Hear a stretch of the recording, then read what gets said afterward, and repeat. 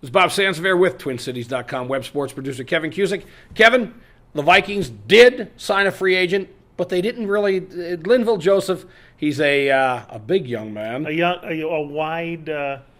A wide load, as they would say, in the middle of the defensive line. They list him as 6'4", 323. My question, which half of him, the right or the left, is the 323? It was the middle part. It's the middle? Because he does not look to be a svelte 6'4", 323 is not, I mean, a guy can handle that. He looks just like a lot bigger. You want him a little bigger by the time the season rolls around because you want him to plug up the line in a Pat Williams, Butch, or Vince Wilfork kind of way.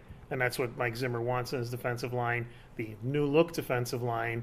Although, I don't know what you think, but it seems to me the prices they paid for some of these guys seems a little high. The Everson Griffin They're known for that, though.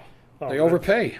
I mean, they've done it before. They did it with John Carlson. It's going to be funny to see when guys like DeMarcus Ware and Jared Allen eventually sign, how that price. I mean, I think Ware is going to be off the charts, but Jared Allen may have trouble getting a contract even as good as Griffin. I think he will. Unfortunately for Jared, he could still play, but no one's going to give him a 5-year deal. No, especially or a 4-year deal, probably. Especially with the reports that DeMarcus Ware is probably headed for Denver, which was his site, which was Allen's preferred landing spot, site.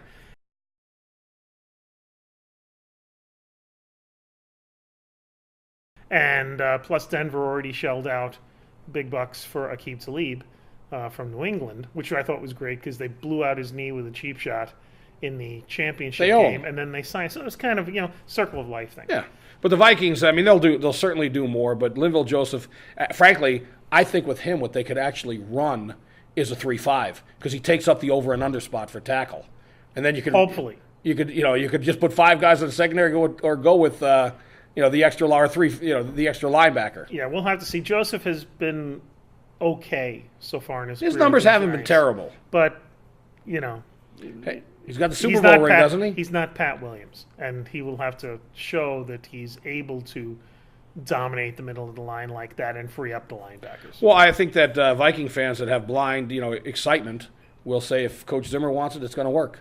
So until he proves otherwise, we'll just assume he's involved in making the right choice. Did you find a little too much blind excitement this week? Because you would have this weekend. You would have thought that the signing of Castle and Griffin was. I thought the Larry Dean signing was huge. Get back a good special teams player. You have Zach Parisi and Ryan Suter here, and then you have the Vikings deals down here. You may have heard I work at Sports Radio 105 The Ticket. True. Really? We were going to have on the White House Chief of Staff, Dennis McDonough, who played at St. John's under John Gallardi. Mm-hmm. He also, big Vikings fan, and he's promoting part of the health plan. But I was going to ask him, one of the most powerful men in America, if he could ask the president to sign an executive order forcing Rick Spielman to actually make a bigger splash in free agency. They can do that, right? At the governmental level? I think they can do whatever they want. Well, then that's what needs. I'm sorry that he had to postpone because he got busy with I think Spielman's saving his money for all the draft picks he's going to acquire by moving down in the draft to like the 13th or 14th position to take Darqueze Dennard again. He won't be 13, 14. He's a top 10 pick. And you know what? If you can get him at 10 or even 11, take him at 8. Don't mess around with it. Don't screw it up so that you don't get this guy. What's going to be interesting about the Vikings draft, and we only have like 2 more months to talk about, is the fact that if the quarterbacks drop, the Vikings in number 8 pick can be really valuable for them, even if they don't want to take a quarterback, because just there's going to be other teams lining up to take a Bridgewater, a Bortles, or a Manziel.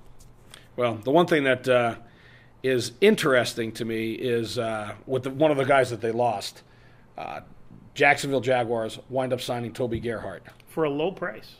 I thought he'd wind up at a place where they at least had a chance to be competitive. I thought he'd go to Indy. But that's the thing, because he'd go with his old teammate. That would have been interesting. Yeah, Indy already let Donald Brown go, so I don't know what Indy's plans are for, running back, unless they really have their eye on one of the guys coming in the draft that they can get like in the second, third round. That would have to be. You know what? There's so much that's going to go on over the next few days and the next week before we talk again. I'm sure that Rick Spielman will probably have at least one other free agent. Well, at least know you've never heard of. We'll at least know where Jared Allen is. Maybe. Not so sure about that. It could be a long week for Mr. Allen waiting for someone to make him an offer he can't refuse. Well, it'll be certainly exciting when we get back here to talk again. Kevin Cusick, Bob Sansevere, C.J. Sinner behind she's our cinematographer. Giving us the countdown. You got to do the walkthrough like Hitchcock did. Just walk behind us sometime. Nobody will notice. You'll be like blending in the background. See, we're talking. She won't even say no. Give us a no. I won't do it. I'll do that. Okay, good. Something to look forward to for everyone out there. Thank you.